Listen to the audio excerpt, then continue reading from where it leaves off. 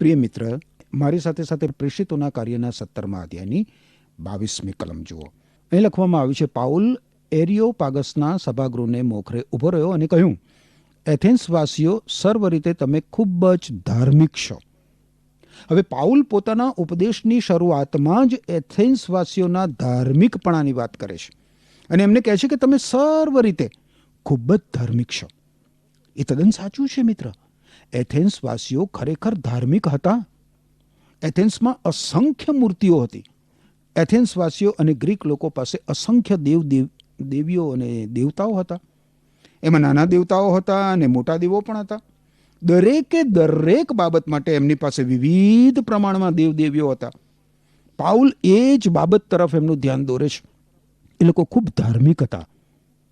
હવે જો પ્રભુ ઈસુ ખ્રિસ્તના પ્રેષિત પાઉલને એમ પૂછવામાં આવ્યું હોત કે પાઉલ, શા માટે તું એથેન્સ જાય છે? અરે, એથેન્સવાસીઓ તો કેટલા બધા ધાર્મિક છે. તો હું માનું છું કે પાઉલે ઉત્તર આપ્યો હોત કે અરે, એથેન્સવાસીઓની એ જ તો સમસ્યા છે. એ લોકો ખૂબ જ ધાર્મિક છે. ઈસુ ખ્રિસ્ત માનવીને ધર્મ નથી આપતા મિત્ર, પરંતુ સત્ય સનાતન જીવંત ઈશ્વર સાથે સીધા સંબંધમાં લાવે છે. ધર્મ એ જ તો છે, માનવીનો ઈશ્વર સાથેનો સંબંધ. ઈશ્વર સાથેના જીવંત સંબંધ વગરનો ધર્મ માત્ર મૃત નીતિ નિયમોની શૃંખલા જ છે. ઘણા બધા લોકોએ આજે ધર્મના બંધનમાંથી છૂટીને ઈશ્વર સાથેના સીધા સંબંધમાં બંધાવાની જરૂર છે.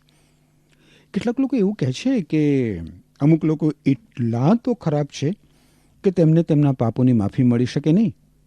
પરંતુ ખરી સમસ્યા તો એ છે કે કેટલાક લોકો પોતાની જાતને એટલા તો સારા માને છે, ધાર્મિક માને છે, કે એમને એમના પાપોની માફી મેળવવાની જરૂર જ સમજાતી નથી.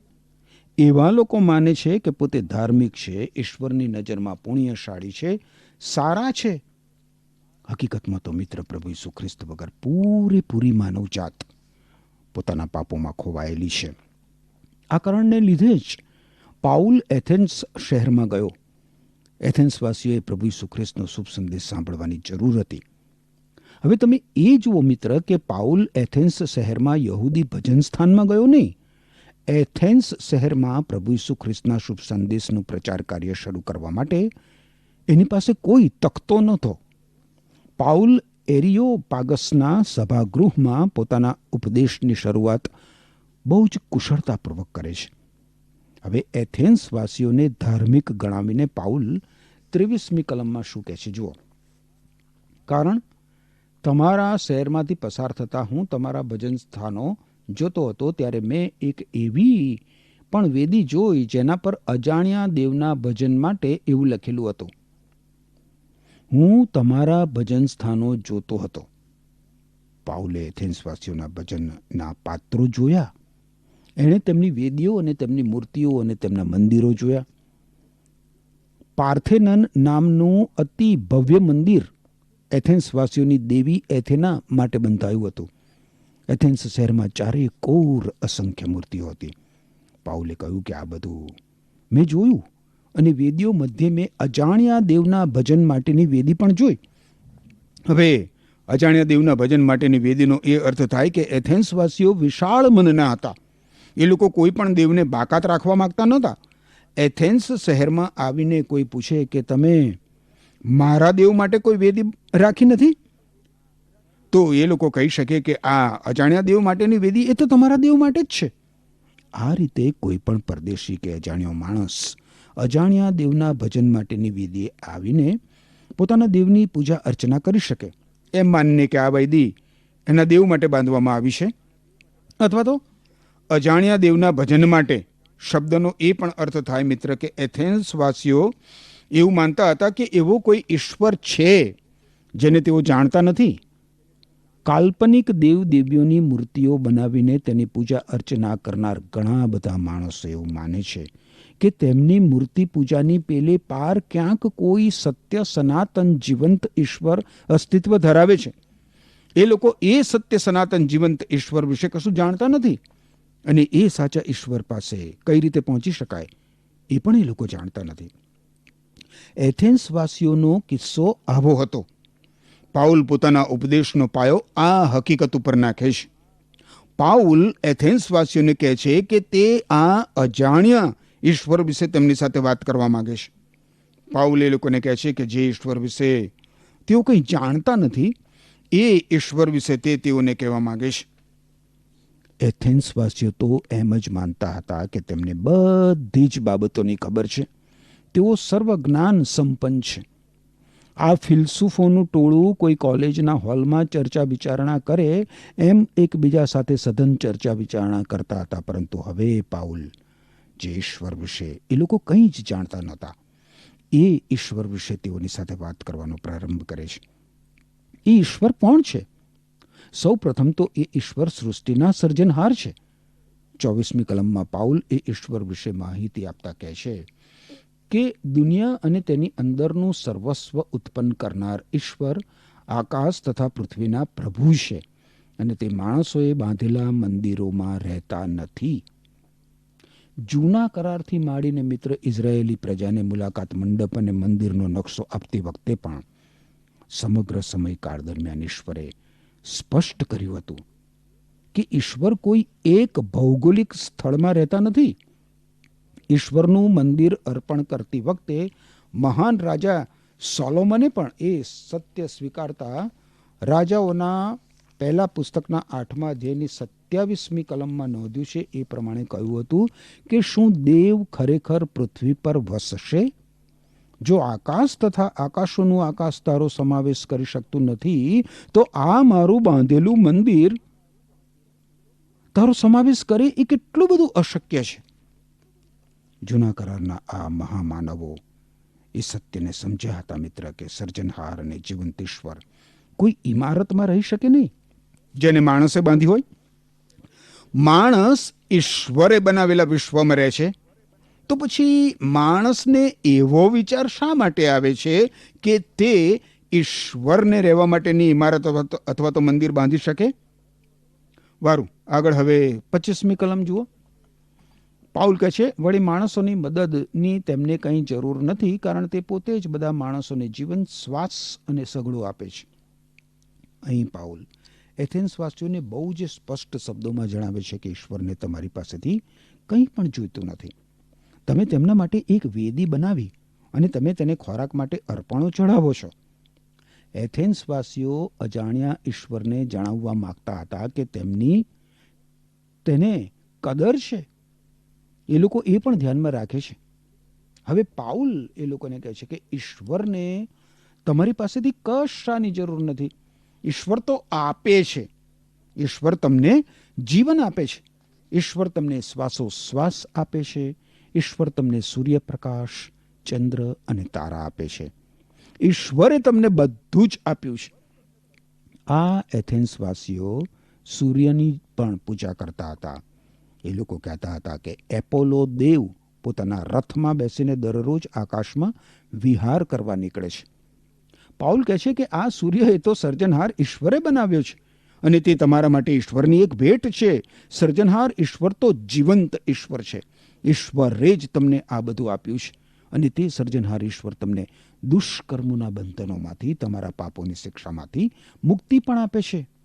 ઈશ્વર તમને માત્ર ભૌતિક વાના જ નથી આપતા, ઈશ્વર તો તમને આત્મિક ભેટ સોગાદો પણ આપે છે. 26મી કલમમાં પાઉલ કહે છે, એક માણસમાંથી ઈશ્વરે બધી પ્રજાઓ પેદા કરી અને તેમને આખી પૃથ્વી પર વસાવી. તેઓના વસવાટ અંગેના ચોક્કસ સમયો અને સ્થળો તેમણે પોતે અગાઉથી નક્કી કર્યા હતા. ઈશ્વરે એક માણસમાંથી આખી માનવ પ્રજા પેદા કરી. ઈશ્વરે એક જ માનવજાત બનાવી છે મિત્ર.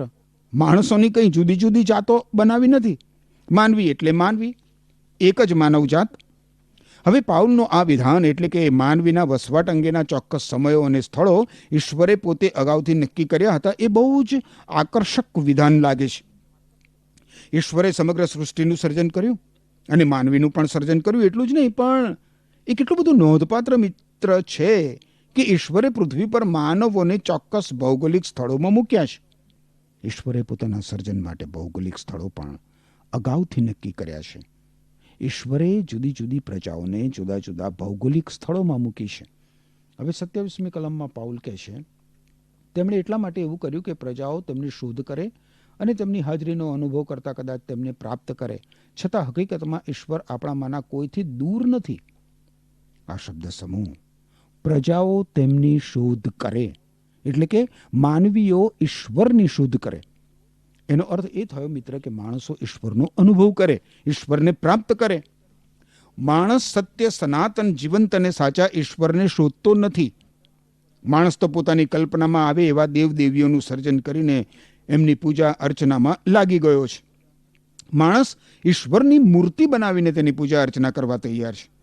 માણસ કંઈ સાચા અને જીવંત ઈશ્વરને શોધતો નથી. જો કે માણસ કશુંક શોધી તો રહ્યો જ છે. આગળ 28મી કલમમાં કહ્યું છે, જેમ કોઈકે કહ્યું છે તેમ તેમનામાં આપણે જીવીએ છીએ, હરીએ ફરીએ છીએ અને આપણું અસ્તિત્વ ધરાવીએ છીએ. વળી તમારા કવિઓમાંથી જ કોઈકે કહ્યું છે કે આપણે તેમના જ સંતાનો છીએ. પાઉલ આ લોકોને ઈશ્વરના બાળકો તરીકે નહીં, ઈશ્વરના સંતાનો તરીકે ઓળખાવે છે. સંતાનો એટલે ઈશ્વર દ્વારા સર્જાયેલા.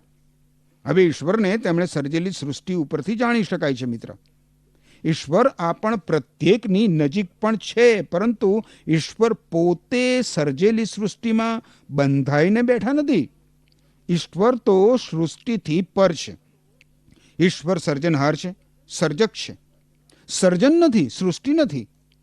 આનો અર્થ એ થયો મિત્ર કે ઈશ્વર સર્વોચ્ચ છે અને સમગ્ર વિશ્વ ઉપર ઈશ્વરનું આધિપત્ય છે. અને એમ છતાં ઈશ્વર આપણી નજીક છે અને વ્યક્તિગત અંગત ધોરણે દરેકને મળી શકે છે. હવે 28મી કલમમાં પાઉલ આ ગ્રીક લોકોના જ એક કવિની કાવ્ય પંક્તિ ટાંકે છે. એ કવિનું નામ એરાસ્તસ છે, જે ઈસવીસન પૂર્વે 270માં થઈ ગયો હતો. એ કિલિકિયાનો સ્ટોઇક પંથનો હતો.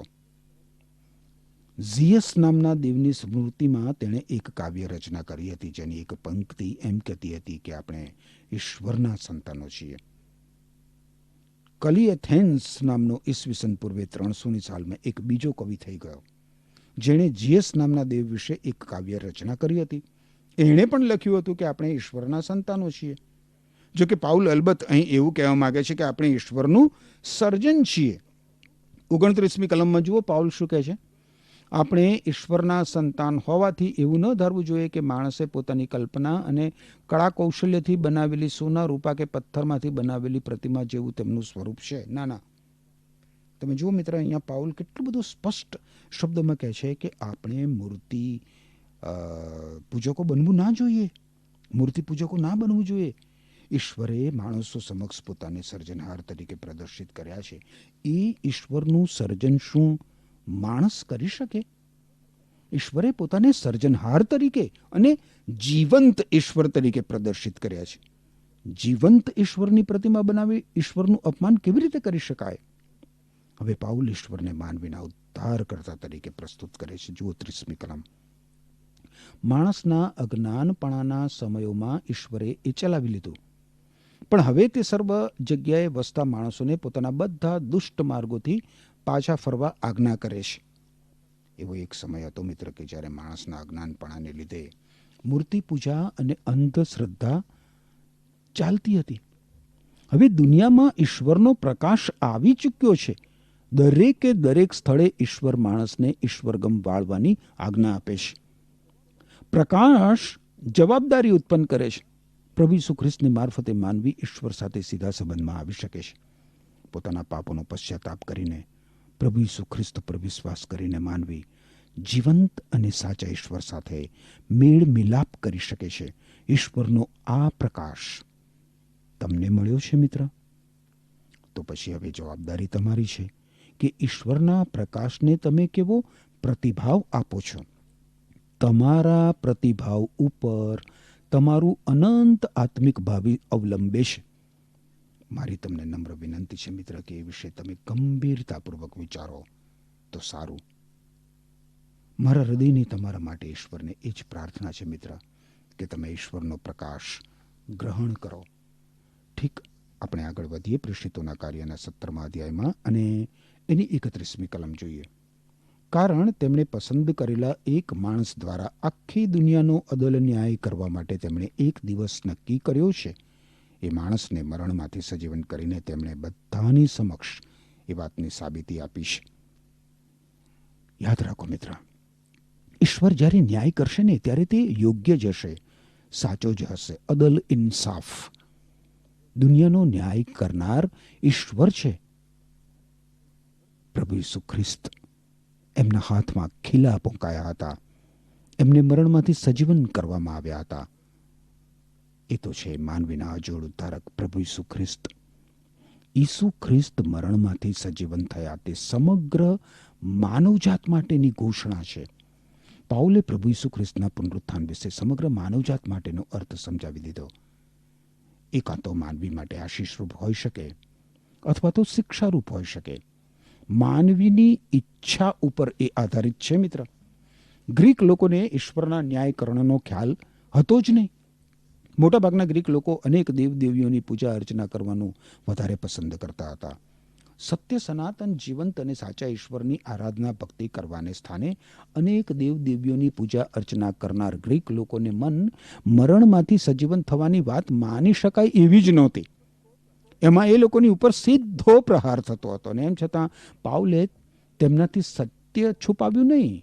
આગળ 32-34 કલમો જુઓ તો લખ્યું છે, મરણમાંથી સજીવન થવા અંગે પાઉલને બોલતો સાંભળીને કેટલાકે તેની મશ્કરી ઉડાવી, પણ કેટલાકે કહ્યું, આ અંગે ફરીથી અમે તારી પાસેથી સાંભળવા માંગીએ છીએ.